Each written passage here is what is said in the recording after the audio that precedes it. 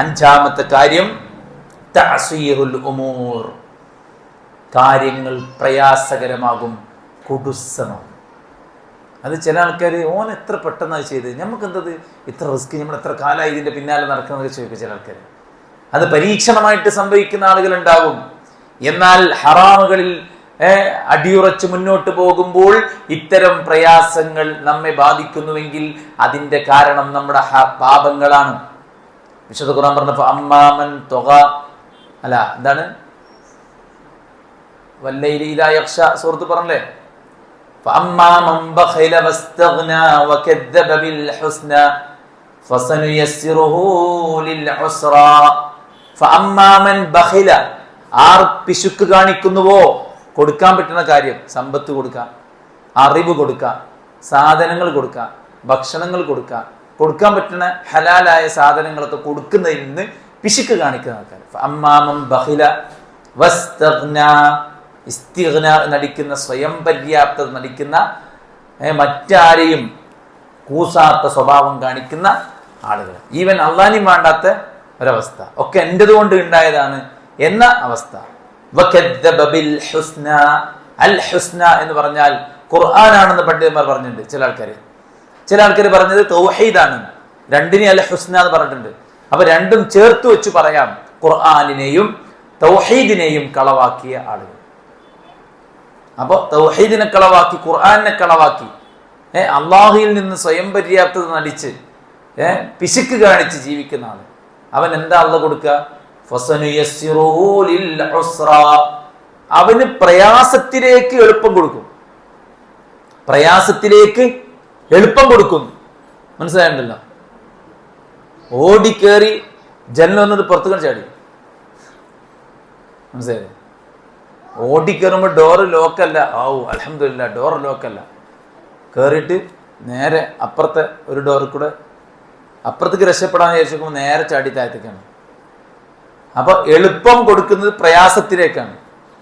മറ്റതോ ഫസനുയസ്സിറുഹു ലിൽ യുസ്റ, അവർക്ക് അല്ലാഹു എളുപ്പത്തിലേക്ക് എളുപ്പം കൊടുക്കും, ഇവർക്ക് പ്രയാസത്തിലേക്ക് എളുപ്പം കൊടുക്കും.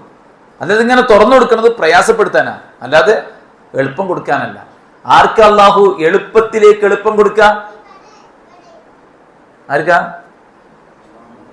വഅമ്മാമൻ അഅതാ വത്തഖാ വസദ്ദഖ ബിൽ ഹുസ്ന, ആരാണ് നൽകുന്നത്? കൈയഴിച്ച് നൽകാൻ മനസ്സ് കാണിക്കുന്ന ആൾക്കാർ. വത്തഖാ, പടച്ചോന്റെ വിധിവിലക്കുകൾ പാലിക്കുന്നത്. പിന്നെയോ വസദ്ദഖ ബിൽ ഹുസ്ന, വിശുദ്ധ ഖുർആനിനെയും ലാ ഇലാഹ ഇല്ലല്ലയും സത്യപ്പെടുത്തുന്നത് ആരാണോ ഫസനുയസ്സിറുഹു ലിൽ യുസ്റ. അപ്പോൾ നിങ്ങൾ ദീനിന്റെ റിസൾട്ട് ഒന്ന് വേറെയാണ്, ദീനിന് നിരക്കാത്ത ഹറാമായ സ്വഭാവങ്ങളുടെ റിസൾട്ട് മറ്റൊന്നാണ്. ദീന് പാലിച്ചാൽ എളുപ്പത്തിലേക്ക് എളുപ്പം നൽകും, ദീനിന്റെ നിയമങ്ങളെ കാറ്റിൽ പറത്തിയാൽ അയാൾക്ക് പ്രയാസത്തിലേക്ക് അല്ലാഹ് എളുപ്പം നൽകും. അതുകൊണ്ട് തന്നെ തഅസീറുൽ ഉമൂർ, കാര്യങ്ങൾ എളുപ്പമാകുന്നതിന് പകരം കാര്യങ്ങൾ കുടുസമാകും. തഅസീറുൽ ഉമൂരിൽ ആസി അലൈഹി ഫലാ യതവജ്ജഹു ലിഅംറിൻ ഇല്ലാ യജിദുഹു മുഗ്ലഖൻ ദൂനഹു ഔ മുതഅസ്സിറൻ അലൈഹി വഹാദാ കമാ അന്ന മൻ ഇത്തഖല്ലാഹ ജഅല ലഹു മിൻ അംരിഹി യുസ്റാ ഫമൻ അത്തല തഖ്വ ജഅല ലഹു മിൻ അംരിഹി ഉസ്റാ. മനസ്സിലായോ? അതായത് അവൻ ഏത് കാര്യം അതിലേക്ക് തിരിച്ചാലും അത് മുഗ്ലഖായിരിക്കും, അടഞ്ഞു കിടക്കും. മനസ്സിലുണ്ടോ? അത് അടഞ്ഞു കിടക്കും, അല്ലെങ്കിൽ അത് ഭയങ്കര ബുദ്ധിമുട്ടായിക്കാരം, പ്രയാസമായിരിക്കും. എന്തിനെ കുറിച്ച് ആലോചിച്ചാലും അതൊന്നും ചെയ്യാൻ പറ്റാത്തൊരവസ്ഥ, എല്ലായിടത്തും ആകെ പ്രയാസവും പ്രതിസന്ധിയുമുള്ള അവസ്ഥ, ആകെ കൂടെ എല്ലായിടത്തും ക്ലോസ്ഡ് ആയ ഒരവസ്ഥ, ഒരു ഡോറും തുറക്കപ്പെടാത്ത ഒരവസ്ഥ ഉണ്ടാകും. ആർക്ക്? പാപിക്ക്. പാപിയുടെ കാര്യങ്ങൾ പ്രയാസകരമായിരിക്കും. ഏതുപോലെ? കമാ അന്ന മൻ ഇത്തഖാ, ആരാണോ അള്ളാഹനെ സൂക്ഷിക്കുന്നത്, ജഅല ലഹു മിൻ അംരിഹി യുസ്റാ, അവന്റെ കാര്യങ്ങൾ അല്ലാഹു എളുപ്പമാക്കി കൊടുക്കും. തഖ്വയുള്ള കാര്യങ്ങൾ എളുപ്പമാക്കി കൊടുക്കും. എന്നാൽ ഫമൻ അത്തല തഖ്വ ജഅല ലഹു മിൻ അംരിഹി യുസ്റാ, ആരാണോ ആ ഒരു തഖ്വയെ കൈയൊഴിക്കുന്നത്, അതിന് പകരമായിട്ട് ഒരാള് അനുസരണക്കേടും പാപങ്ങളും തെരഞ്ഞെടുക്കുന്നത്, അവന്റെ കാര്യങ്ങൾ അല്ലാഹു സുബ്ഹാനഹു വ തആല ബുദ്ധിമുട്ടുള്ളതാക്കും.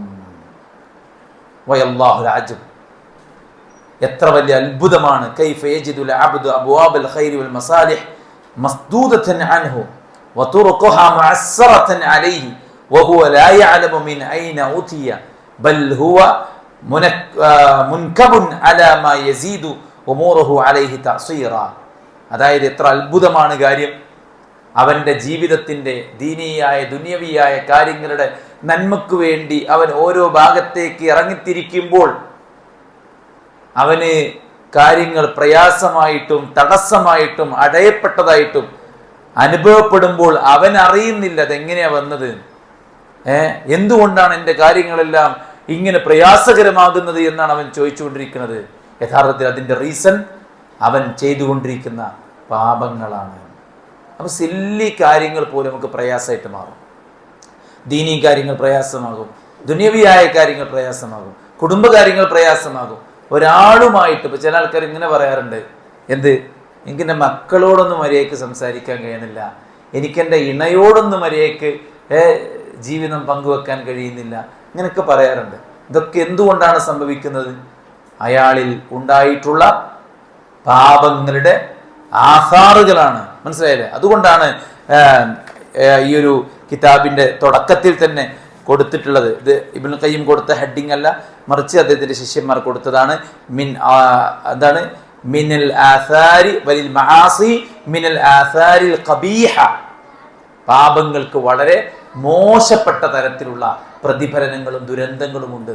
എന്നുവെച്ചാൽ ആൾക്കാർക്ക് ഇതൊന്നും അറിയില്ല. ആളുകൾ മനസ്സിലാക്കി എന്താ അറിയും, ഇതൊക്കെ ഇപ്പോ മരിച്ചെന്നിട്ട് പരലോകത്ത് അല്ലാഹു സുബ്ഹാനഹു വ തആല നമുക്ക് എന്തെങ്കിലും തരും എന്നല്ലാണ്ട് ഇവിടെ ഇതൊന്നും ബാധിക്കൂല. അപ്പൊ ഇവിടെ ബാധിക്കുന്ന പ്രശ്നങ്ങൾക്കൊക്കെ അവര് ഭൗതികമായ റീസൺ തേടി നടക്കുക ചെയ്യുന്നത്. എന്താ എനിക്ക് ഇങ്ങനെ ഉണ്ടാകാൻ കാരണം? എൻ്റെ അവിടുത്തെ ഇടപെടലായിരിക്കാം, ഇവിടുത്തെ ശ്രദ്ധക്കുറവായിരിക്കാം, അങ്ങനെ പല റീസൺസ് ആണ് അവർ കാണുന്നത്. അവരുടെ മതത്തിലുള്ള അവരുടെ പോരായ്മയും കുറവുമാണിതെന്ന് അവർ തിരിച്ചറിയുന്നില്ല. മനസ്സിലാണ്ടല്ലോ? ഇപ്പൊ ഇന്നലെ മിനിഞ്ഞാന്ന് പോലും ഞാൻ ഒരാളെ കുറിച്ച് ചോദിച്ചു, അയാൾ എവിടെയാണ് ചോദിച്ചു. അവിടെ നാൾ ഭയങ്കര കടത്ത് കുടുങ്ങിയിട്ട് ഗൾഫ് പോയിരിക്കുകയാണ്. അപ്പൊ ഞാൻ ചോദിച്ചു അദ്ദേഹത്തിന് ദീനിയായ അവസ്ഥ എന്താണ്. അപ്പൊ ദീനെന്നൊക്കെ ആള് പുറത്താണ്, ദീനി കാര്യങ്ങളിലൊക്കെ അദ്ദേഹം ഭയങ്കര ശ്രദ്ധയൊന്നുമില്ലാത്ത ആളാണ്. അതായത് ദഅവത്തിൽ സജീവമായിരുന്ന ഒരു വ്യക്തി, ദീനി കാര്യത്തിൽ വളരെ സജീവമായിരുന്ന ഒരു വ്യക്തി അതിൽ നിന്ന് പിന്നോട്ട് പോയപ്പോ അദ്ദേഹത്തിന്റെ ബിസിനസ് പ്രശ്നമായി, ആകെ കൂടെ കടം കുടുങ്ങി, ഉള്ള സമാധാനം നഷ്ടപ്പെട്ടു പോയി. അത് സ്വാഭാവികമാണ്. കാരണം നമ്മൾ നിസ്കാരം കഴിഞ്ഞിട്ട് എന്താ പ്രാർത്ഥിക്കണത്? അല്ലാഹുമ്മ ലാ മാനിഅ ലിമാ അഅതൈത വലാ മുഅതിയ ലിമാ മനഅത. അല്ലാഹുവേ, നീ നൽകിയത് തടയാൻ ആരുമില്ല, നീ തടഞ്ഞത് പിടിച്ചു വാങ്ങിത്തരാനും ആരുമില്ല. എല്ലാ നിഅമത്തും ബർക്കത്തും ഖൈറും, അല്ലേ, സമാധാനവും സന്തോഷവും ഒക്കെ തരേണ്ടത് പടച്ചോനല്ലേ. ഒരു നിക്കാഹ് കഴിയുമ്പോൾ നമ്മൾ എന്താ പ്രാർത്ഥിക്കണേ? ബാറക്കല്ലാഹു ലക്ക് വബാറക അലൈക് വജമഅ. എന്താ ഇതിന്റെ അർത്ഥം?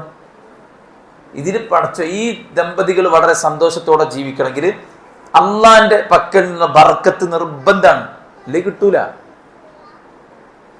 അപ്പൊ അത് നഷ്ടപ്പെട്ടു പോവാ, കച്ചവടത്തിൽ ബർക്കത്ത് നഷ്ടപ്പെട്ടു പോവാ, അറിവില്, പഠനത്തില്, ജോലിയില്, ജീവിതത്തില്, ബന്ധങ്ങളില് ഒക്കെ നഷ്ടപ്പെട്ടു പോവാ.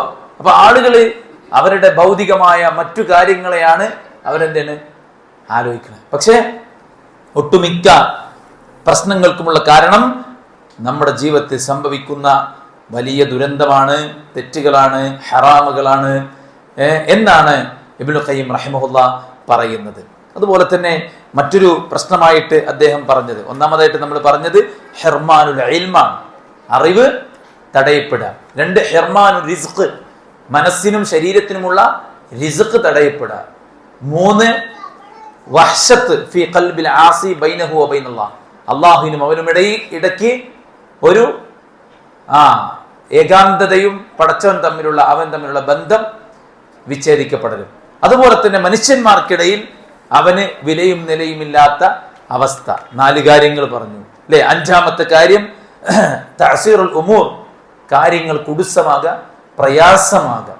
ഖുർആനിൽ തന്നെ പറഞ്ഞു, വമൻ അറദ അൻ ദിക്രി ഫഇന്ന ലഹു മഈശതൻ ദൻകാ ആറിന്റെ ഉത്ബോധനത്തെ അവഗണിച്ച് ജീവിക്കുന്നുവോ അവന് കുടുസമായ ജീവിതമുണ്ട്. ഈ താസീർ ദുനിയാവ് മാത്രമല്ല, ഖബറിലുണ്ടാവും, പരലോകത്തുണ്ടാവും, നരകത്തിലുണ്ടാവും. നരകത്തിൽ എളുപ്പമൊന്നുമല്ലല്ലോ, ബുദ്ധിമുട്ട് തന്നെയാണല്ലോ. നരകമാകുന്ന ബുദ്ധിമുട്ട്, ഖബർ ശിക്ഷയാകുന്ന ബുദ്ധിമുട്ട്, ഇതൊക്കെ എരന്ന് വാങ്ങിയതാണ് നമ്മൾ. കാരണം ഹക്കും ബാത്തിനും വേർതിരിച്ച് പടച്ചോൻ പഠിപ്പിച്ചെന്നിട്ട് തെറ്റാണെന്ന് ബോധ്യപ്പെട്ടിട്ട് പോലും അത്തരം കവാടങ്ങൾ തട്ടിത്തുറന്ന് അതിലുള്ള ആസ്വാദനം നേടിയെടുക്കാൻ വേണ്ടി മനുഷ്യൻ അവന്റെ മനസ്സിന്റെ ഇച്ഛയ്ക്ക് മുമ്പിൽ അടിമപ്പെട്ട് പരാജയം സമ്മതിച്ച് മുന്നോട്ട് പോയതിന്റെ ഫലമായിട്ടാണ് അവൻ ഈ പ്രയാസങ്ങളൊക്കെ അനുഭവിക്കേണ്ടി വരുന്നത്, അല്ലേ? നിങ്ങൾക്ക് നൽകുന്നതൊക്കെ നിങ്ങൾ ചെയ്തതിന്റെ റിസൾട്ടാണ് എന്ന് പടച്ചോൻ പറയുന്നത്. അതുകൊണ്ട് തന്നെ എല്ലാ പ്രയാസവും, ദുനിയാവിലെ പ്രയാസം, ഖബറിലെ പ്രയാസം, പരലോകത്തെ പ്രയാസം, ഇതെല്ലാം പാപങ്ങൾ കാരണത്താലാണ്. എന്താണ് 5-ാമതായത്തെ പറഞ്ഞത്. 6-ാമത്തെ ഒരു കാര്യം, ദുൽമത്തും ഫിൽ ഖൽബ്, ഹൃദയത്തിൽ ഒരു ദുൽമത്തുണ്ടാകും. രാത്രിയെപ്പോലെ കൂരിട്ടുള്ള രാത്രിയിൽ ഒരു മനുഷ്യൻ വെട്ടമില്ലാതെ നടന്നു പോവാണ്. ഒന്ന് ആലോചിച്ച് നോക്കി. ഒരു മനുഷ്യനല്ല നമ്മള്, വെളിച്ചല്ല, കയ്യിൽ വെളിച്ചല്ല, ചുറ്റുപാടും വെളിച്ചല്ല, ആ കൂരിട്ടിലൂടെ ഒരാളിങ്ങനെ നടന്നു പോവാണെങ്കിൽ എന്തൊരിക്കണ അവസ്ഥ? ഇതുപോലെയാണ് ഒരു മനുഷ്യൻ. ഒരാളുടെ ഹൃദയത്തിൽ അയാൾക്കത് ശരിക്കും അങ്ങോട്ട് ഫീൽ ചെയ്യും.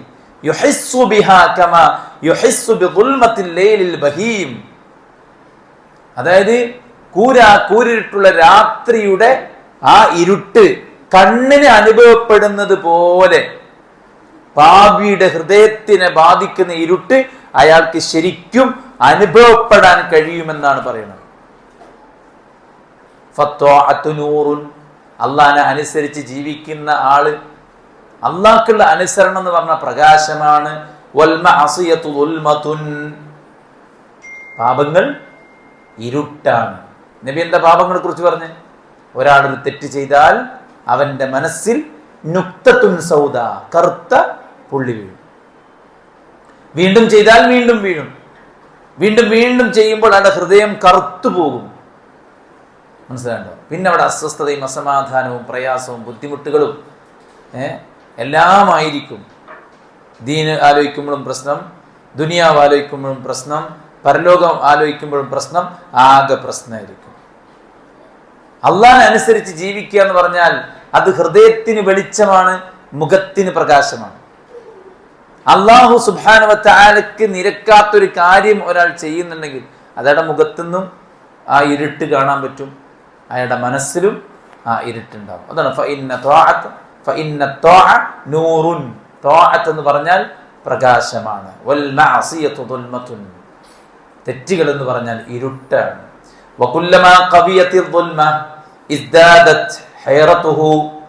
ഒരാളുടെ ആ ഇരുട്ട് എത്രത്തോളം ശക്തമാകുന്നോ അത്രത്തോളം അയാളുടെ ആശങ്കയും അയാളുടെ പ്രയാസങ്ങളും അയാളുടെ പ്രതിസന്ധികളും വർദ്ധിച്ചു കൊണ്ടിരിക്കും. ഒരാളുടെ മനസ്സിൽ എത്രത്തോളം ഈ ഇരുട്ട് നിറഞ്ഞിട്ടുണ്ടോ അതിനനുസരിച്ചായിരിക്കും അയാളുടെ മനസ്സിന്റെ അവസ്ഥ ഉണ്ടായിരിക്കുക എന്നാണ് പറയുന്നത്. മനസ്സിലായില്ലേ? ഇബ്നു അബ്ബാസ് റളിയല്ലാഹു അൻഹു പറഞ്ഞൊരു വാക്ക് ഇവിടെ എടുത്തു കൊടുത്തിട്ടുണ്ട്. ഇബ്നു അബ്ബാസ് റളിയല്ലാഹു അൻഹു മാത്രമല്ല വേറെയും കുറെ സഹാബിമാരും പണ്ഡിതന്മാരും ഈ വാക്ക് പറഞ്ഞതായിട്ട് പറയുന്നുണ്ട്. ഇന്നലിൽ ഹസനത ദിയാഉൻ ഫിൽ വജ്ഹ്, നന്മയെന്ന് പറയുന്നത് ഒരാളുടെ മുഖത്ത് പ്രസന്നതയുണ്ടാക്കും, പ്രകാശമുണ്ടാക്കും, വെളിച്ചമുണ്ടാക്കും. ഒരാൾ സുബൈന്റെ മുമ്പ് എണീറ്റ് 3 റക്അത്ത് നിസ്കരിച്ച് പ്രാർത്ഥിച്ച് വീട്ടിൽ നിന്ന് wudu എടുത്ത് 2 റക്അത്ത് നിസ്കരിച്ച് പള്ളിയിലേക്ക് നടന്നു പോകുമ്പോഴുള്ള പ്രാർത്ഥനയ്ക്ക് പ്രാർത്ഥിച്ച് പള്ളിയിൽ കയറി തഹിയ്യത്ത് നിസ്കരിച്ച് അവിടെ ഇരുന്ന് ജമാഅത്ത് തുടങ്ങുന്നവരെ പ്രാർത്ഥിച്ച് ജമാഅത്ത് നിസ്കരിച്ച് അത് കഴിഞ്ഞിട്ട് ദിക്റും ദുആയുമായിട്ട് കഴിച്ചുകൂട്ടി അങ്ങനെയൊക്കെയുള്ള ആദ്യത്തെ പ്രഭാതത്തെ സുന്നത്തുകൾ മൊത്തം ചെയ്തിട്ട് അയാൾ ആ പള്ളിൻ്റെ മുറ്റത്ത് കണ്ട് ഇറങ്ങുമ്പോൾ അയാൾക്കുണ്ടാണ് ഒരു സന്തോഷം, അല്ലേ? അത് വല്ലാത്തൊരു ഫീലാണ്. ഒരു ഉംറ ചെയ്തിട്ട് തിരിച്ച് ലാൻഡ് ചെയ്യുമ്പോഴാണ് ഒരു ഫീല്, ഒരു ഹജ്ജ് ചെയ്തിട്ട് തിരിച്ച് ലാൻഡ് ചെയ്യുമ്പോഴാണ് ഒരു ഫീല്, അല്ലേ? നമ്മുടെ സ്വന്തം ക്യാഷ് ഉപയോഗിച്ച് നമ്മൾ ചെയ്ത ഒരു നല്ല ഒരു കാര്യം, അതൊരു കിണർ കുഴിക്കലാകട്ടെ, അതൊരു പള്ളി നിർമ്മിക്കലാകട്ടെ, അത് മറ്റുള്ളവർക്കൊരു പാവങ്ങൾക്ക് ഭക്ഷണം കൊടുക്കുന്ന കാര്യമാകട്ടെ, അല്ലെ? ആ ഒരു ഉദ്യമം കഴിയുമ്പോൾ നമുക്കുണ്ടാവുന്നൊരു സന്തോഷം, ആ സന്തോഷം, ആ ഒരു വെളിച്ചം ശരിക്കും നമ്മുടെ മുഖത്ത് കാണും. നമ്മുടെ തൊലിന്റെ കളറല്ല ആ വെളിച്ചം, തൊലിന്റെ കളറല്ല. ഇപ്പൊ ഏറ്റവും അധികം വിറ്റഴിക്കപ്പെടുന്ന സാധനം കോസ്മെറ്റിക്സ് ആണ്.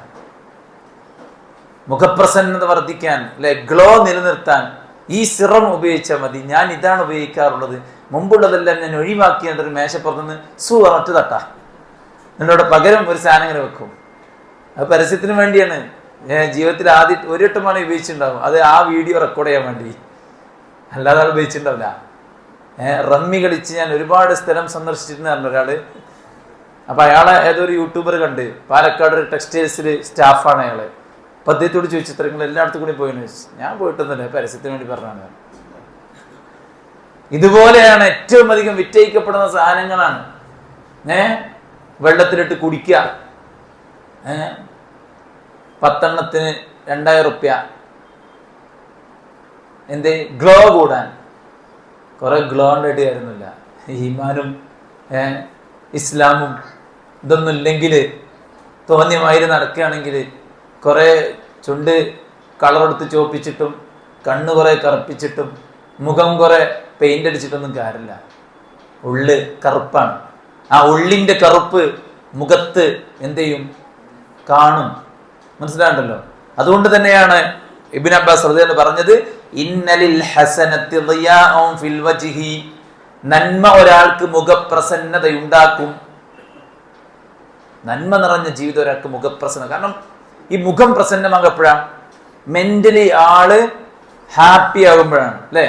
ഇപ്പൊ നന്മ ചെയ്യുന്ന ഒരാളെ സംബന്ധിച്ചിടത്തോളം ഒരു സങ്കടമില്ല, ഒരു പേടിയില്ല, ഒരു ആശങ്കയില്ല, ഒരു ബേജാറില്ല. ആള് ഫ്രീ ആണ്. നമുക്കുള്ള ടെൻഷൻ എന്താ? നമുക്ക് ഈമാന്റെ കുറവും നമ്മുടെ ജീവിതത്തിൽ സംഭവിക്കുന്ന ഹറാമുകളും ഇതൊക്കെ പേറി നടക്കുന്നതുകൊണ്ടാണ് നമുക്ക് ഇത്ര അസ്വസ്ഥത. ഇല്ലെങ്കിൽ നമ്മൾ ഫ്രീ ആണ്, ഒരു ടെൻഷനും ഇല്ല. എന്ത് ടെൻഷൻ?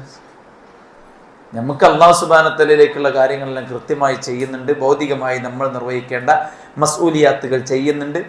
അതിലൊന്നും നമ്മളൊരു കുറവും വരുത്തുന്നില്ല. പിന്നെ എന്ത് ബേജാറ്? അപ്പൊ ഈ ബേജാർ ഉണ്ടാണത് ഈ നന്മകളിൽ കുതിക്കാത്തത് കൊണ്ടാണ്. വനൂറം ഫിൽ ഖൽബി, ഹൃദയത്തിൽ നൂറുണ്ടാകും. നന്മ ഒരാളുടെ മുഖത്ത് ദിയാ, വെളിച്ചം കൊണ്ടുവരും.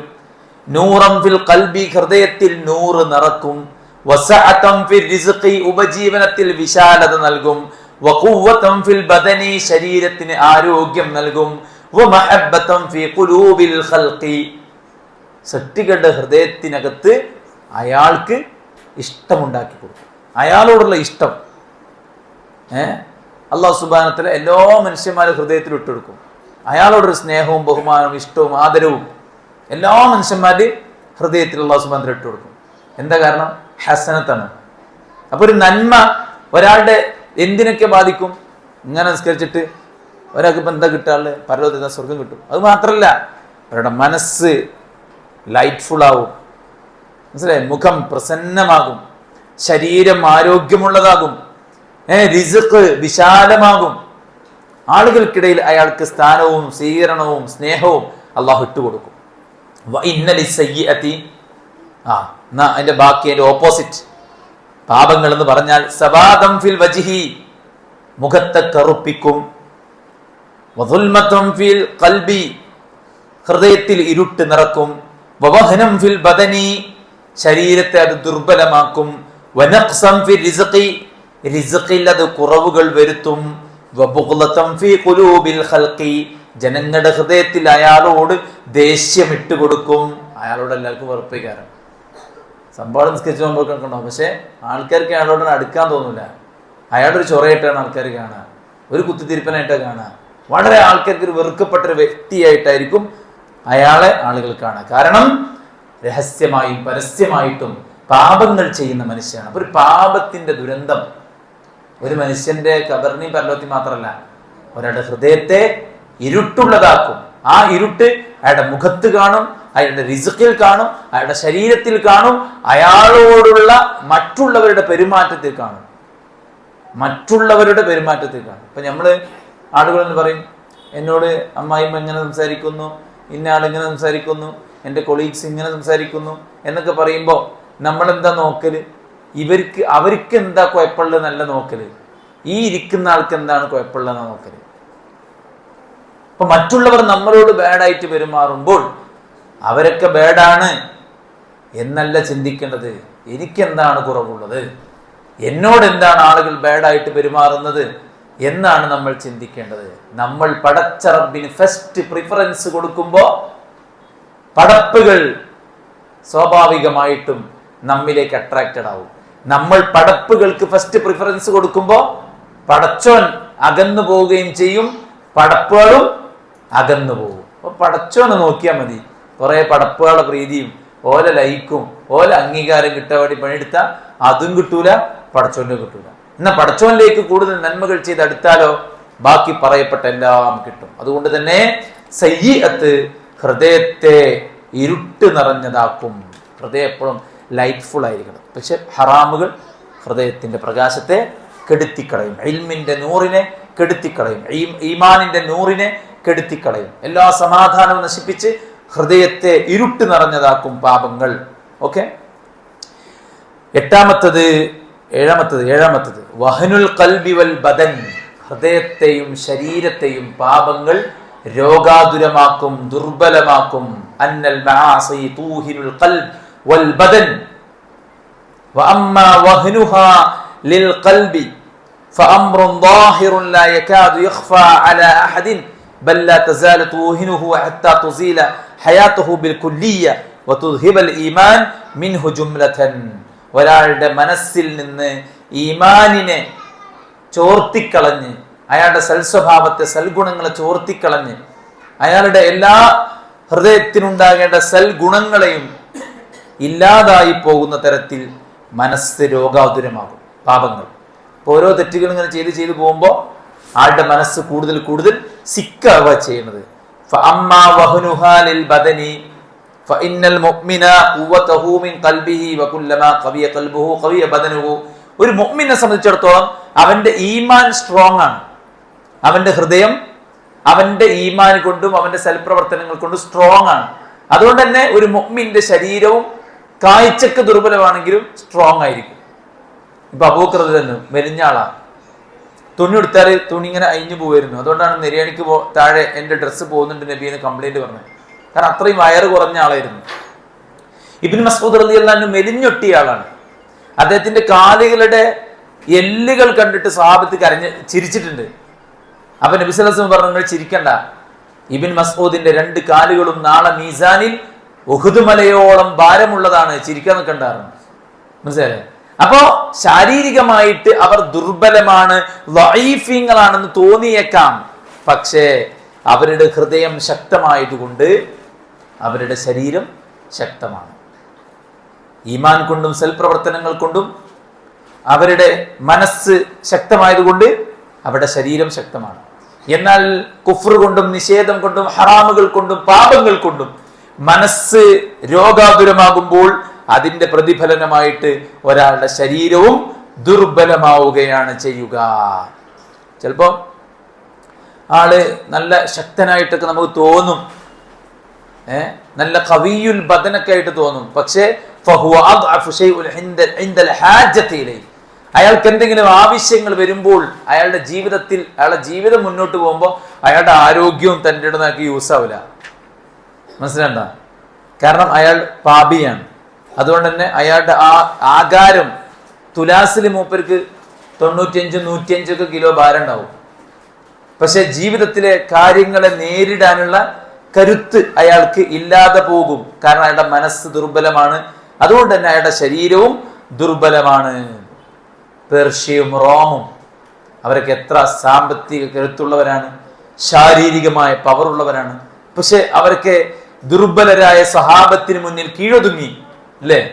മൂത്ത യുദ്ധത്തിൽ 2 ലക്ഷത്തിൽ പരം ശത്രുക്കളാ വന്നത്.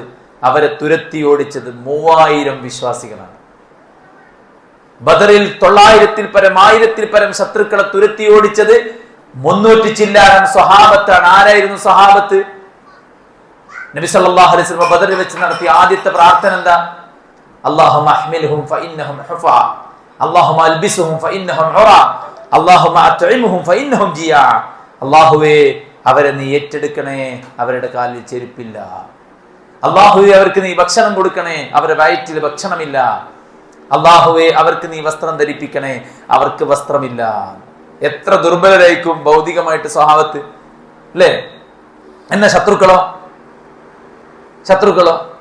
മാംസം കഴിച്ച് മദ്യപിച്ച് പാട്ടുപാടി നൃത്തം ചെയ്ത് മുഹമ്മദിനെയും കൂട്ടരെയും തുരത്തി തോൽപ്പിച്ച് ഞങ്ങളുടെ ശക്തി കാണിച്ചിട്ടേ ഞങ്ങൾ മടങ്ങൂ എന്ന് ശപഥം ചെയ്തു.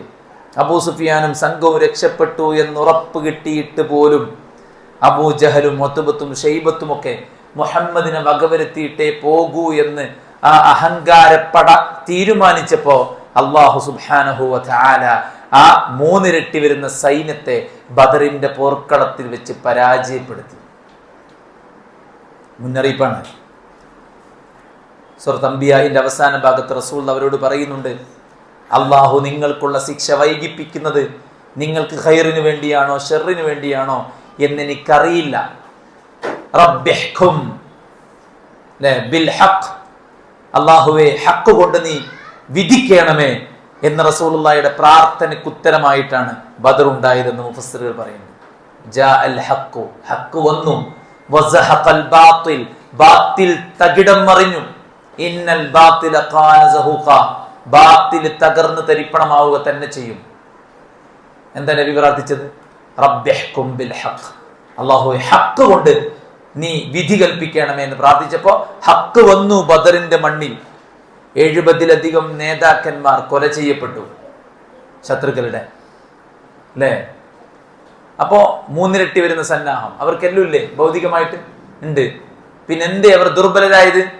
അവരുടെ ഈമാൻ കൊണ്ടും അവരുടെ ദുരാചാരം കൊണ്ടും അവരുടെ ദുർവൃത്തി കൊണ്ടും അവർ ചെയ്തു കൂട്ടിയ അധർമ്മങ്ങൾ കൊണ്ടും അവർ ദുർബലരായി. അപ്പൊ എന്താ പറയുന്നത്?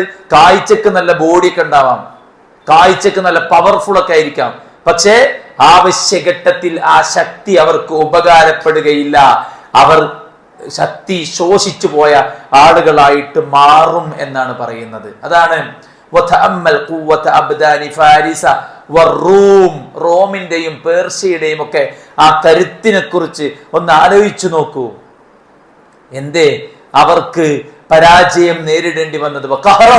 അഹ്ലുൽ ഈമാനി ബിഖുവതി ഖുലൂബിഹിം മഅ അന്ന അബ്ദാനിഹിം കാനത് ളഈഫ. ഈമാനുള്ള ജനവിഭാഗത്തിന് കരുത്തുള്ള പേർഷ്യയുടെയും റോമിനെയും എതിരെ അല്ലാഹ് വിജയം കൊടുത്തു. എന്തുകൊണ്ട്? ബിഖുവതി ഖുലൂബിഹിം, അവരുടെ ഹൃദയത്തിന്റെ ശക്തി കൊണ്ട്. മഅ അന്ന അബ്ദാനഹും കാനത് ളഈഫ, അവരുടെ ശരീരം ദുർബലമായിരുന്നപ്പോൾ പോലും അവരുടെ മനസ്സ് കരുത്തുള്ളതായിരുന്നു, ഈമാനിന്റെ കരുത്ത്. അതുകൊണ്ട് അല്ലാഹു സുബ്ഹാനഹു വ തആല അവർക്ക് വിജയം കൊടുത്തു. അവരുടെ ദുർബലതയെ അല്ലാഹു സുബ്ഹാനഹു വ തആല നീക്കി. അവരുടെ ശത്രുക്കളുടെ മേൽ അല്ലാഹു സുബ്ഹാനഹു വ തആല അവർക്ക് വിജയം കൊടുത്തു. ഉഹുദും അങ്ങനെ തന്നെയാണ്. 3000 ശത്രുക്കൾ ഉണ്ടായിരുന്നു. 1000 സ്വഹാബത്താണ് പുറപ്പെട്ടത്. 300 കപട വിശ്വാസികൾ മടങ്ങി ഭൗതിക വെച്ചിട്ട്. കാരണം ഓല് ആദ്യം പറഞ്ഞ യുദ്ധം വേണ്ടാന്ന്. യുദ്ധമല്ല നമുക്ക് നല്ലത്. അങ്ങനെ മടിയന്മാരെപ്പോഴും മീറ്റിങ്ങിനുണ്ടെങ്കിൽ അങ്ങനെ പറയാം. ഈ സമയത്ത് ഇപ്പം നമ്മൾ ഹുസൈൻ സലഫിനെ കൊണ്ടുവന്നാൽ നമ്മുടെ പള്ളിക്ക് ഇപ്പൊ സ്ഥലം എടുത്ത സമയമല്ലേ, അപ്പൊ നമ്മൾ ആകെ പ്രശ്നമാവില്ലെന്ന് ചോദിക്കൂര്. മനസ്സിലായില്ലേ? കാരണം നല്ലതാണ് നമുക്ക് തോന്നിപ്പോവും, പക്ഷെ നല്ലതല്ല. കപട വിശ്വാസികൾ അങ്ങനെ പറഞ്ഞത്. ഈ സമയത്ത് നമ്മൾ യുദ്ധത്തിന് പോയി കഴിഞ്ഞാൽ അവരെ അങ്ങനെയാക്കും ഇങ്ങനെയാക്കും, അങ്ങനെ ചെയ്ത് കഴിഞ്ഞാൽ മദീന ആകെ പ്രശ്നമാണെന്നൊക്കെ അവർ പറഞ്ഞത്. പക്ഷെ മദീന ആകെ പ്രശ്നമാവുക യുദ്ധത്തിന് പോയില്ലെങ്കിലാണ്. അത് സഹാബത്ത് പറഞ്ഞു, നബിയെ അവരെ പ്രതിരോധിച്ചില്ലെങ്കിൽ അവർ മദീനയിലേക്ക് എരച്ചു കയറും, പിന്നെ നമുക്ക് കൺട്രോൾ ചെയ്യാൻ പറ്റാത്ത അവസ്ഥ വരും. അതുകൊണ്ട് ബോർഡറിൽ വെച്ച് പ്രതിരോധിക്കാൻ, മനസ്സിലായേ? എവിടെ വെച്ചാണോ തടയാൻ ഏറ്റവും ആപ്റ്റ് ആയത് ആ സ്ഥലത്ത് വെച്ച് തടയണമെന്ന് തീരുമാനിച്ചു. റസൂലുള്ളാഹ് യുദ്ധം തീരുമാനിച്ച് പടക്കുപ്പായം ധരിച്ച് പുറത്തേക്ക് വന്നപ്പോൾ സഹാബിമാർ ചോദിച്ചു, നബിയെ ഞങ്ങൾ നിങ്ങളെ നിർബന്ധിച്ചുവോ? അപ്പൊ സഹാബത്തിനോട് റസൂലുള്ളാഹ് പറഞ്ഞു, ഒരു നബിയും പടക്കുപ്പായം ധരിച്ചിട്ട് യുദ്ധം ചെയ്യാതെ അത് അഴിച്ചു വെക്കാറില്ല, നടക്കിയാറും. അതിന്റെ അർത്ഥം എന്താ? പോകാനാണ് പടച്ചോന്റെ തീരുമാനം വന്നത്. അപ്പോൾ കപട വിശ്വാസികളുടെ ആഗ്രഹം നടന്നില്ല. കാരണം റിസ്ക് എടുക്കാൻ പണ്ടേ ബുദ്ധിമുട്ടാണ്. നിസ്കരിക്കാൻ മടിയാണ്, നിലപാടെടുക്കാൻ മടിയാണ്, സ്വതക്ക കൊടുക്കാൻ മടിയാണ്, തിന്മ വിരോധിക്കാൻ മടിയാണ്, നന്മ കൽപ്പിക്കാൻ മടിയാണ്, യുദ്ധം ചെയ്യാൻ മടിയാണ്. ഈ ചൂടത്താണ് യുദ്ധം എന്നാ തബൂക്കിൽ ചോദിച്ചത്. ഉഹദിൽ ചോദിച്ചത് ഇപ്പൊ യുദ്ധം ചെയ്താൽ ആകെ പ്രശ്നമാവുന്നുണ്ട്, യുദ്ധമല്ല പരിഹാരം എന്ന് പറഞ്ഞ്. അതുകൊണ്ട് തന്നെ പകുതിക്ക് വെച്ച് അവർ തിരിച്ചു പോന്നു. 300 ആളുകൾ കപടന്മാർ തിരിച്ചു പോന്നപ്പോൾ 700 ആളുകളാണ് പിന്നെ ഉഹദിലേക്ക് പോയത്. 3000 നേരിടാൻ 700 എണ്ണമാണ് സഹാബത്തുള്ളത്. മനസ്സിലായില്ലേ? അതായത് 3 ഇരട്ടിയിലധികമാണ് ശത്രുക്കളുള്ളത്. എന്താ ഉഹദിലുണ്ടായത്? കനത്ത പോരാട്ടത്തിൽ ശത്രുക്കൾ ചിതറിയോടി. അവരുടെ ഗനീമത്ത് സ്വത്തുക്കൾ വലിച്ചെറിഞ്ഞു പോയപ്പോ ജബലുർ റുമാത്തിൽ നിർത്തിയ 50 അമ്പെയ്ത്തുകാർ വിത്തൗട്ട് പെർമിഷൻ ഇറങ്ങിപ്പോന്നു. അതിന്റെ ശിക്ഷയെ കിട്ടിയത്. ആദ്യ സമയം വിജയമായിരുന്നു. 700 സ്വഹാബത്താണ് 3000-ൽ പരം വരുന്ന ശത്രുക്കളെ തുരത്തിയത്. ആരാ ഈ സ്വഹാബത്ത്? ഉടുതുണിക്ക് മറുതുണിയില്ലാത്ത മുഹാജിറുകളും, മുഹാജിറുകൾക്ക് വീട് പകുത്തു നൽകിയ അൻസാരികളും, അല്ലെ? പട്ടിണി പാവങ്ങൾ, കാഴ്ചക്ക് ദുർബലരാണ്. പക്ഷെ ഈമാനിന്റെയും തഖ്വയുടെയും മാനസിക കരുത്തായിരുന്നു അവരുടെ പവർ എന്ന് പറയുന്നത്. അതുകൊണ്ട് തന്നെ പാപങ്ങൾ ഒരു മനുഷ്യന്റെ ഹൃദയത്തെ ദുർബലമാക്കും, പ്രശ്നങ്ങളെ നേരിടാനുള്ള കരുത്ത് ഇല്ലാതാക്കും. ശരീരം നല്ല കായിക ബലമുണ്ടെന്ന് തോന്നിച്ചാൽ പോലും ആ ബലം അയാൾക്ക് യൂസ് ആകാത്ത അവസ്ഥയുണ്ടാകും. എന്നാൽ ഈമാനും തഖ്വയും കാത്തു സൂക്ഷിക്കുന്നയാൾക്ക് അള്ളാഹു ഇൽമ് നൽകും. അള്ളാഹു റിസ്ഖ്, ശരീരത്തിനും മനസ്സിനും റിസ്ഖ് നൽകും. പടച്ച റബ്ബുണ്ടെന്ന ആ പ്രതീക്ഷയും ധൈര്യവും നൽകും. അതിൽ അയാൾക്ക് ഒരു വഹ്ശത്ത്, ഏകാന്തത അനുഭവപ്പെടുകയില്ല. ആരില്ലെങ്കിലും എനിക്ക് എന്റെ റബ്ബുണ്ടെന്ന ബോധം അയാൾക്കുണ്ടാകും. അതോടൊപ്പം ആളുകൾക്കിടയിലും അയാൾക്ക് അള്ളാഹു സുബ്ഹാനഹു വ തആല അംഗീകാരം നൽകും. അയാളുടെ കാര്യങ്ങൾ അള്ളാഹു എളുപ്പമാക്കി കൊടുക്കും. അയാളുടെ ഹൃദയത്തെ അള്ളാഹു സുബ്ഹാനഹു വ തആല പ്രകാശപൂരിതമാക്കും. അയാളുടെ ശരീരത്തെ അള്ളാഹു സുബ്ഹാനഹു വ തആല കരുത്തുറ്റതാക്കും. എപ്പോൾ? വിശ്വാസവും തഖ്വയും ധാർമ്മികതയും നാം കാത്തു സൂക്ഷിച്ചു കഴിഞ്ഞാൽ. ഇന്ന് അധർമ്മങ്ങൾ കൊടികുത്തി വാഴുന്ന കാലമാണ്, അല്ലെ? ഒരു ഗായകനെതിരെ ഒരു പെൺകുട്ടി പീഡന കേസ് കൊടുത്തപ്പോൾ ആ പെൺകുട്ടിക്ക് അനുകൂലമായിട്ട് വിധിക്കാതെ ആ റാപ്പ് സിംഗർക്ക് അനുകൂലമായി വിധിച്ചു. കാരണം ഒരു MBBS പഠിക്കുന്ന മുസ്ലിം പെൺകുട്ടി അവനെ വിളിച്ചു വരുത്തിയതും അവന് കാശ് കൊടുത്തതും അവനെ കൊണ്ടു നടന്നതും എല്ലാം സമ്മതത്തോടുകൂടെയാണ് എന്നതിനുള്ള തെളിവുകൾ നിരത്തിയിട്ടാണ് റാപ്പ് സിംഗർ കോടതിയിൽ കാര്യം വാദിച്ചത്. എന്താ മനസ്സിലാക്കേണ്ടത്? ഒരു മുസ്ലിം തറവാട്ടിൽ പിറന്ന ഒരു പെൺകുട്ടി ഒരു അന്യമതസ്ഥനായ ആളുമായി ബന്ധം സ്ഥാപിച്ച് അവർ യഥേഷ്ടം ഒരുപാട് കാലം തോന്നിയ പോലെ ജീവിച്ച് അവസാനം മറ്റെന്തൊക്കെയോ പ്രശ്നങ്ങൾ ഉണ്ടായപ്പോൾ കേസും കൂട്ടവുമായി ഇറങ്ങി പുറപ്പെടുന്ന സാഹചര്യം വായിക്കേണ്ടി വന്ന ഹതഭാഗ്യരാണ് നമ്മൾ. പെണ്ണും വിവാഹം കഴിച്ച് അവർ ഭയങ്കര സന്തോഷത്തോടുകൂടെ ജീവിക്കുന്നു എന്ന് വരുത്തി തീർക്കാൻ അവരെ മീഡിയ പ്ലാറ്റ്ഫോമിൽ കൊണ്ടുവന്ന് അഭിനയിപ്പിക്കുന്ന നെറികേടിന് സാക്ഷ്യം വഹിക്കേണ്ടി വന്നവരാണ് നമ്മൾ. ഇത്തിരി പോന്ന ചെക്കന്മാരും പെൺകുട്ടികളും ബീച്ചിൽ സല്ലപിച്ചിരിക്കുന്ന നിങ്ങൾക്ക് പോയാൽ കാണാം. കഴിഞ്ഞ ദിവസം ഞാൻ കണ്ടത് ഒരു 8ാം ക്ലാസ്സിലാണെന്ന് തോന്നിപ്പോണ ഒരു പെൺകുട്ടിനെ ആൺകുട്ടിനെയാണ്. കാരണം ഞാൻ 6 മുതൽ 10 വരെ ക്ലാസ്സിൽ പഠിപ്പിക്കുന്ന അധ്യാപകനാണ്. എൻ്റെ കണ്ണിന്റെ കാഴ്ചയിൽ എനിക്ക് അവന് വയസ്സ് തോന്നിയത് ഒരു 9ാം ക്ലാസ്സിലോ 8ാം ക്ലാസ്സിലോ പഠിക്കുന്ന ആൺകുട്ടിയും പെൺകുട്ടിയുമാണ്. ഇത്ര ചെറുപ്പത്തിൽ തന്നെ ഒരു പുരുഷന്റെ ടച്ചും സെക്ഷൽ ഫീലിങ്ങും ആസ്വദിക്കാൻ അവൾ വ്യഗ്രത കാണിക്കുന്നെങ്കിൽ, അവൻ താല്പര്യം കാണിക്കുന്നെങ്കിൽ, അവരൊക്കെ 25ാമത്തെ വയസ്സൊക്കെ എന്തായിരിക്കും അവസ്ഥ എന്നുള്ളത് കാണുന്ന വേണ്ടിയത്. അതുകൊണ്ട് കാലത്തെ പഴിക്കാൻ നമ്മൾ ആരുമല്ല, നാം നമ്മെയാണ് പഴിക്കേണ്ടത്.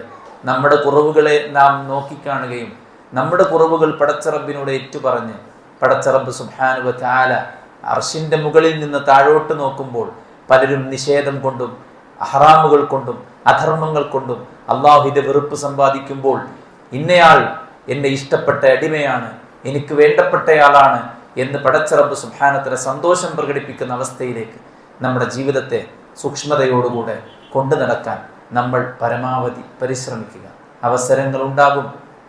പിശാച് മനസ്സിൽ ഹറാമുകളായിട്ടുള്ള ചിന്തകൾ ഇട്ടുതരാനും അത്തരത്തിലുള്ള ഓർമ്മകളും ആലോചനകളും കൊണ്ടുവരാനും പിശാച് അഹോരാത്രം അധ്വാനിക്കുകയും ചെയ്യും.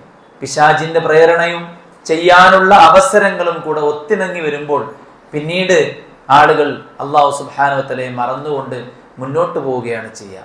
അള്ളാഹുവിനെ മറന്ന് അധർമ്മങ്ങൾ ചെയ്താൽ ഒരു മനുഷ്യന് ഉണ്ടാകാവുന്ന പ്രത്യാഘാതത്തെക്കുറിച്ചാണ് നമ്മൾ സംസാരിച്ചു കൊണ്ടിരിക്കുന്നത്. ഇതിവിടെ അവസാനിക്കുന്നില്ല. നൂറുകണക്കിന് പേജുകളിൽ വിശാലമായി കിടക്കുന്ന ആസാറുദ്ദുനൂബ് വൽ മആസി എന്ന അധ്യായം, അത് നാം വിശദമായ ചർച്ചയ്ക്കും പഠനത്തിനും വേണ്ടി പിന്നെ ഉപയോഗിക്കേണ്ട ഒരു കാര്യം തന്നെയാണ്. ഒരാൾക്ക് തൻ്റെ മുന്നിൽ താൻ അനുഭവിക്കുന്ന ഒരു തെറ്റിൻ്റെ ഒരു പ്രശ്നം, ഒരു പ്രയാസം, ഒരാളോടുള്ള ഇഷ്ക്, പ്രണയം എന്നെ അന്ധനാക്കിയിരിക്കുന്നു എന്നൊരാൾ വന്ന് ചോദിക്കുകയും എന്നെ ഉപദേശിക്കണം എന്ന് പറയുകയും ചെയ്തപ്പോൾ കൊടുത്ത ഉപദേശമാണ് ഈ കാണുന്ന കിതാബ്. ഒരാൾക്ക് കൊടുത്ത ഉപദേശമാണിത്. ഇത് ബൃഹത്തായ ഒരു ഗ്രന്ഥമാണ്. ഒരുപക്ഷെ നമ്മുടെ വൈജ്ഞാനിക കുറവ് കൊണ്ട്, നമ്മുടെ അറിവിൻ്റെ കുറവ് കൊണ്ട് നമുക്ക് ഒരുപക്ഷെ ഇത് കൃത്യമായിട്ട് കൈകാര്യം ചെയ്യാൻ പറ്റിക്കൊള്ളണമെന്നില്ല. എന്നിരുന്നാലും നമ്മുടെ ശ്രമം നടത്തുകയാണ് ചെയ്യുന്നത്. ഇവിടം തൊട്ട്, അതായത് 247 പേജ്, ഇവിടം തൊട്ട് 1, 2, 3, 4, 5, 6, 7 ഇവിടെയാണ് നമ്മൾ എത്തിയത്. ഇന്ന് നമ്മൾ എടുത്തത് ഇവിടം തൊട്ട് ഇതുവരെ മാത്രമാണ്. ഇനി ഇവിടുന്നെല്ലാം ഇതൊക്കെ തന്നെയാണ്. അൽ മആസി സബബുൽ ലിഹവാനിൽ അബ്ദ്, അൽ മആസി തൂരിസുൽ, അൽ മആസി തുഫ്സിദുൽ അഖൽ, ഇതൊക്കെ തന്നെയാണ്. അല്ല, ഈ പേജ് ഫുള്ള് ഇതാണ്. അൽ മആസി തുളൈഫു ഫിൽ ഖൽബി വതഅദീമിർ റബ്ബ്, അൽ മആസി തുസ്ഖിതു കറാമത്തൽ മആസി ഇൻദൽ ഖാലിഖ് വൽ മഖ്ലൂഖ്, ഇതൊക്കെ തന്നെ. അൽ മആസി എന്ന് തുടങ്ങണമൊക്കെ തന്നെ. അൽ മആസി മദദുൻ മിനൽ ഇൻസാനി യുമിദ്ദു ബിഹി അദുവത്തു ശൈത്താൻ. ഇതുവരെ 357 പേജ് വരെ. 212 മുതൽ, അല്ല 208 മുതൽ 357 വരെ. അപ്പം എത്ര പേജായി? 150 പേജ് അല്ലേ? 49 പേജ്, 149 പേജ്. ഇത് ഫുള്ള് എന്താണ്? ഇനി ഇതിൻ്റെ ഷറഹുകൾ, പണ്ഡിതന്മാർ ഇതിന് കൊടുത്ത ഷറഹുകൾ വിശാലമാണ്, കുറച്ചൊന്നുമല്ല. നമുക്ക് പിന്നെ സോഷ്യൽ മീഡിയയിൽ എന്താ, ഇത് ഷെയ്ഖ് അബ്ദുർ റസാഖ് അൽ ബദർ ഹഫിളഹുല്ല, അദ്ദേഹത്തിൻ്റെ ദർസാണ് അദ്ദാ വദ്ദവാ എന്നുള്ള വിഷയത്തിൽ. ഓരോന്നും 45, 50 ഒക്കെ മിനിറ്റുള്ള ഫയലുകളാണ്. 83 ഫയലുകളായിട്ടുണ്ട്. അതിൽ ചാപ്റ്റർ ഈ കിതാബ് ഫുള്ളായിട്ടുണ്ടോ എന്നുള്ളത് അറിയില്ല. 83 ദർസാണ് അദ്ദേഹം നടത്തിയിട്ടുള്ളത്. മലയാളത്തിൽ ഈ വിഷയത്തിൽ പിന്നെ ദർസ് നടക്കുന്നുണ്ട്. അതിൽ 133 ദർസാണ് ആയിട്ടുള്ളത്. 133. അപ്പം ഇത് അത്രയും ഗഹനമായ ഒരു ഗ്രന്ഥമാണ്. നമ്മൾ അറിഞ്ഞിരിക്കേണ്ട ഏരിയയാണ്. ഇതൊരു ഇൽമ്, അറിയുക, പഠിക്കുക എന്നതിലപ്പുറത്ത് ഇതിലെ ഓരോ പോയിന്റുകളും നമ്മൾ തദബ്ബുർ നടത്തി നമ്മുടെ ജീവിതവുമായിട്ട് ചേർത്ത് വെച്ച് നാം അനുഭവിക്കുന്ന പ്രതിസന്ധികൾക്കുള്ള കാരണവും പരിഹാരവും തേടാൻ എൻ്റെ വീഴ്ച കൊണ്ട് എനിക്കൊരു പ്രശ്നം ഉണ്ടാവരുത്, ഞാൻ ചെയ്യുന്ന തെറ്റുകൾ കൊണ്ട് എൻ്റെ മക്കൾ വഴിപിഴക്കരുത്, എൻ്റെ ബറക്കത്ത് നഷ്ടപ്പെടരുത്, എനിക്ക് അസ്വസ്ഥത ഉണ്ടാകരുത്, എന്നെ രോഗം ബാധിക്കരുത്. അല്ല, അല്ല എനിക്ക് കറാമത്തെന്നോണം എന്നെ സ്വർഗത്തിന്റെ ഉന്നത പദവിയിലേക്ക് എത്തിക്കാൻ വേണ്ടി അല്ല എനിക്ക് അനുഭവിപ്പിക്കുന്ന പ്രയാസങ്ങളാണെങ്കിൽ നോ പ്രോബ്ലം, അത് നമുക്ക് തരണം ചെയ്യാൻ പറ്റും. പക്ഷെ നമ്മൾ ചെയ്തു കൂട്ടിയ പാപങ്ങൾ കൊണ്ടാകരുതെന്ന് ഉറപ്പിക്കാൻ വേണ്ടി ഓരോ പോയിന്റുകളും നമ്മൾ പഠിച്ചു മനസ്സിലാക്കുക. എന്നിട്ട് സംഭവിച്ചു പോയ തെറ്റുകൾ തൗബ ചെയ്ത് പടച്ച റബ്ബിലേക്ക് നിഷ്കളങ്കമായി മടങ്ങുക. ഹറാമുകളുടെ എല്ലാ ഡോറുകളും കൊട്ടിയടച്ച് പടച്ച റബ്ബിനോട് ഖേദം പ്രകടിപ്പിച്ച് ഇനി ഒരിക്കലും ആവർത്തിക്കില്ലെന്ന് ശപഥം ചെയ്ത് അള്ളാഹുവിലേക്കൊരു മടക്കം. മനസ്സിലായില്ലേ? വഫിറൂ ഇലല്ലാഹ്, നിങ്ങൾ അള്ളാഹുവിലേക്ക് മടങ്ങൂ. വഅനീബു ഇലാ റബ്ബിക്കും വഅസ്ലിമു മിൻ ഖബ്ലി അൻ യഅതിയകുമുൽ അദാബ് സുമ്മ ലാ യുൻസറൂൻ. നിങ്ങൾക്ക് അല്ലാഹുവിന്റെ അദാബ് വന്നിറങ്ങുന്നതിന് മുമ്പ് നിങ്ങൾ റബ്ബിലേക്ക് മടങ്ങിക്കോളൂ, പിന്നീട് അദാബ് ഇറങ്ങിയാൽ നിങ്ങൾ സഹായിക്കപ്പെടുകയില്ല. കുറച്ചു കാലം നമ്മളിവിടെ ജീവിക്കുള്ളൂ അല്ലേ?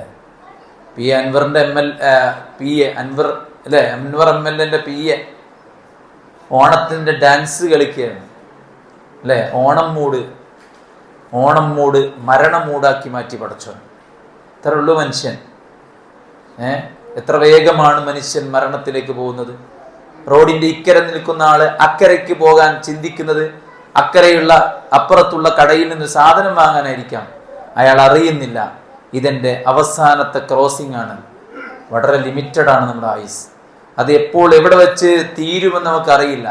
മുകളിലേക്കെടുത്ത ശ്വാസം പുറത്തേക്ക് വിടുമെന്ന് പറയാൻ ആർക്കും ആവില്ല. മനസ്സിലായില്ലേ? ഒരു കോഴി മരിക്കാൻ കുറച്ച് ടൈം എടുക്കും അല്ലേ? ഒരു കോഴിനെ അറുത്തിട്ടാൽ മരിക്കാൻ കുറച്ച് പെടഞ്ഞിട്ടൊക്കെ അല്ലേ? ഈ ഡാൻസിന്റെ വീഡിയോ കണ്ടപ്പോൾ ഞാൻ ചിന്തിച്ച അതാണ്. ഒരു കോഴി മരിക്കാനുള്ള ടൈം പോലും മനുഷ്യനില്ല. വിത്തിൻ ഫ്യൂ സെക്കൻഡ്സ് അല്ലേ? 3 സെക്കൻഡോ ഒക്കെ കൊണ്ട് ഒരാളെ ജീവൻ കഴിയും. അതുകൊണ്ട് തിരിച്ചറിയാം, ഇവിടെയുള്ള വീടും ഇവിടെയുള്ള ജോലിയും ഇവിടെയുള്ള സമ്പാദ്യവും ഇവിടെയുള്ള കൂട്ടുകുടുംബവും ഇവിടെയുള്ള ഇണകളും ഇതൊക്കെ വിട്ടെറിഞ്ഞ് നമ്മൾ പോകും യഥാർത്ഥ ലോകത്തേക്ക്. അന്ന് നാം ക്ലിയർ ആയിരിക്കണം, അന്ന് നാം പാസ്സായിരിക്കണം. ഇവിടെ എല്ലാ എക്സാമിനും ഫുൾ A+ കിട്ടിയവർ അവിടെ ഫെയിലാണ്. ജീവിതത്തിൽ പാസ്സാകാൻ നമുക്ക് പറ്റണം. അതിന് നമ്മൾ ചെയ്യേണ്ടത് കൂടുതൽ പഠിക്കാം, ഉള്ളത് ചിട്ടപ്പെടുത്തി ഭംഗിക്ക് മനസ്സറിഞ്ഞ് ചെയ്യാം. ദീനിന് വേണ്ടി കഠിനാധ്വാനം ചെയ്യാനുള്ള മനസ്സുണ്ടാകണം. അസ്മാഉൽ ഹുസ്ന 150-ലധികം ഫയലുകളുണ്ട് യൂട്യൂബിൽ. അബ്ദുൽ ജബ്ബാർ മദീനി എടുത്ത ക്ലാസ്സാണ് അസ്മാഉൽ ഹുസ്ന, അള്ളാഹിന്റെ നാമഗുണ വിശേഷണങ്ങൾ. അതിങ്ങോട്ട് കേട്ട് പഠിച്ചാണ്ടല്ലോ പടച്ചോൻ ആരാന്ന് ചോദിച്ചാൽ വേറെ വൈബിൽ നിന്നിട്ടേക്കാൻ ആൻസർ. ഇപ്പൊ ആരാന്ന് ചോദിച്ചാൽ ഒരു ശൂന്യതയാണ്. അള്ളാഹിന്റെ നാമഗുണ വിശേഷണങ്ങൾ പഠിക്കുമ്പോഴാണ് അള്ളാഹ് ആരാന്ന് മനസ്സിലാക്കാൻ പറ്റുക. പുസ്തകങ്ങൾ ഇഷ്ടം പോലെ ഉണ്ട്. മക്കയിൽ വിരിഞ്ഞ പൂവ് എന്നൊരു പുസ്തകമുണ്ട്. ഉമരി എഴുതിയതാണത്. നമ്മളെ ഫദ്ലക്ക് ഉമരി, അള്ളാഹു അദ്ദേഹത്തിന് ആഫിയത്തും ഈമാനും പ്രദാനം ചെയ്യട്ടെ. 2 വാള്യമാക്കിയിട്ടുണ്ട്. ഫസ്റ്റ് വാള്യം ഇറങ്ങിയപ്പോഴാണ് ഞാൻ വാങ്ങിയത്. അത് കഥയാണ്, നബിയുടെ ജനനം തൊട്ട് മരണം വരെയുള്ള ചരിത്രമാണ്. മക്കയിൽ വിരിഞ്ഞ പൂവ്, ഇങ്ങനെ ഓരോന്നും. നമസ്കാരം സമ്പൂർണ്ണ പഠനം 2 വാള്യം. എവിടെ നമുക്ക് സമയം വെറുതിരിക്കാൻ? 25 കൊല്ലം ചിലവഴിച്ച് അമാനി മൗലവിയും സംഘവും എഴുതിയ തഫ്സീർ 25 ചാപ്റ്റർ പോലും നമ്മൾ വായിച്ചിട്ടില്ല. അപ്പൊ ഒരു ചിട്ടയും ഒരു രൂപവും ഒരു സംഗതിയും ഒക്കെ കൊണ്ടുവന്നു കഴിഞ്ഞാൽ ലൈഫിൽ ഭയങ്കര ഹാപ്പിനെസ് അനുഭവിക്കും. വെറുതെ ഇങ്ങനെ ആവശ്യമില്ലാത്ത കുറെ കാര്യങ്ങൾ ചിന്തിച്ച് ആലോചിച്ച് വിഷമിക്കണയിൽ നിന്ന് മനസ്സ് ആവശ്യമുള്ളതിലേക്ക് തിരിക്കുക. ആവശ്യമില്ലാത്ത ചിന്തിച്ചുകൊണ്ടുന്ന കുറേ ടെൻഷൻ കൂടുക ചെയ്യാം. എന്നാലും പറയും, നിങ്ങളെന്തിനാണ് അങ്ങനെ പറഞ്ഞത്? അത് ഞാൻ ഇങ്ങനെ പറഞ്ഞതാണ്, അതാവില്ലല്ലോ. എന്നാലും പറയും, വെറുതെ എന്തിനാണ്? അയാൾ പറഞ്ഞത് എന്താണ് അവിടെ നിന്നാൽ മതി, അതിന്റെ പിന്നാലെ പോകണ്ട, എന്തോ ആട്ടെ. നമ്മൾ ശ്രദ്ധിക്കേണ്ടതിലേക്കാണ് ശ്രദ്ധിക്കേണ്ടത്. 7ാം ക്ലാസ്സിൽ പഠിക്കുന്ന ഒരു കുട്ടി വന്നിട്ട് എന്നോട് പറഞ്ഞു, എന്നോട് ആരും കൂട്ടുകൂടുന്നില്ല.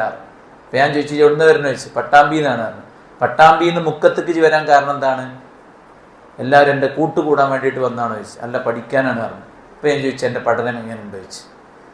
എനിക്ക് എങ്ങനെ മാർക്കുണ്ട്, എൻ്റെ നോട്ട്ബുക്കൊക്കെ ഫുള്ളാണോ, എനിക്ക് ക്ലാസ് മനസ്സിലാവുന്നുണ്ടോ, ഇംഗ്ലീഷ് എനിക്ക് തിരിയുന്നുണ്ടോ, എനിക്ക് സംസാരിക്കാൻ പറ്റുന്നുണ്ടോ, ജൈനെക്കുറിച്ച് ആലോചിച്ചിട്ടാണ് ടെൻഷൻ അടിക്കേണ്ടത്. അല്ലാതെ എന്നോട് ആരും കൂട്ടുകൂടുന്നില്ല, ആരും ചിരിക്കണില്ല, ആരും സംസാരിക്കണില്ല. അതല്ല ഇജ്ജ് വന്നതിൻ്റെ ലക്ഷ്യം. ഇജ്ജ് വന്നതിൻ്റെ ലക്ഷ്യം പഠിക്കലാണ്. അതുകൊണ്ട് ലക്ഷ്യം മറന്നിട്ട് പോകരുത്. നമുക്കൊരു ലക്ഷ്യമുണ്ട്. ആ ലക്ഷ്യത്തിലേക്കുള്ള യാത്രയിൽ പിശാച് പലതരത്തിലുള്ള ഡിസ്ട്രാക്ഷൻസ് ഇട്ടുതരും. അതിൽ നമ്മൾ പെട്ടുപോയാൽ നമ്മുടെ ഇഹവും പരവും നമുക്ക് നഷ്ടപ്പെട്ടു പോകുന്നു. തിരിച്ചറിഞ്ഞുകൊണ്ട് തഖ്വയിൽ അധിഷ്ഠിതമായി മുന്നോട്ട് നീങ്ങാൻ പരിശ്രമിക്കുക. അള്ളാഹു കൂടുതൽ പഠിക്കാനും പഠിച്ചത് പകർത്താനും നമുക്ക് തൗഫീക്ക് നൽകി അനുഗ്രഹിക്കട്ടെ. ഗസയിലും വെസ്റ്റ് ബാങ്കിലും ലോകത്തിൻ്റെ വിവിധ ഭാഗങ്ങളിലും പട്ടിണി കിടക്കുന്ന പ്രയാസങ്ങൾ അനുഭവിക്കുന്ന മനുഷ്യന്മാർക്ക് അള്ളാഹു ആശ്വാസം നൽകി അനുഗ്രഹിക്കുമാറാവട്ടെ. അള്ളാഹു അവരെ പ്രയാസപ്പെടുത്തുന്ന കൊല്ലങ്ങളായി അവർക്ക് നേരെ അക്രമങ്ങൾ അയച്ചുവിടുന്ന ഇസ്രായേലിനും അവരെ സഹായിക്കുന്ന സഖ്യകക്ഷികൾക്കും അള്ളാഹു കനത്ത അർഹിക്കുന്ന തിരിച്ചടി പ്രദാനം ചെയ്യുമാറാവട്ടെ. اللهم ربنا تقبل منا إنك أنت السميع العليم وتب علينا إنك أنت التواب الرحيم. ربنا آتنا في الدنيا حسنة وفي الآخرة حسنة وقنا عذاب النار. آمين برحمتك يا أرحم الراحمين. سبحانك اللهم وبحمدك أشهد أن لا إله إلا أنت أستغفرك وأتوب إليك. والسلام عليكم ورحمة الله وبركاته.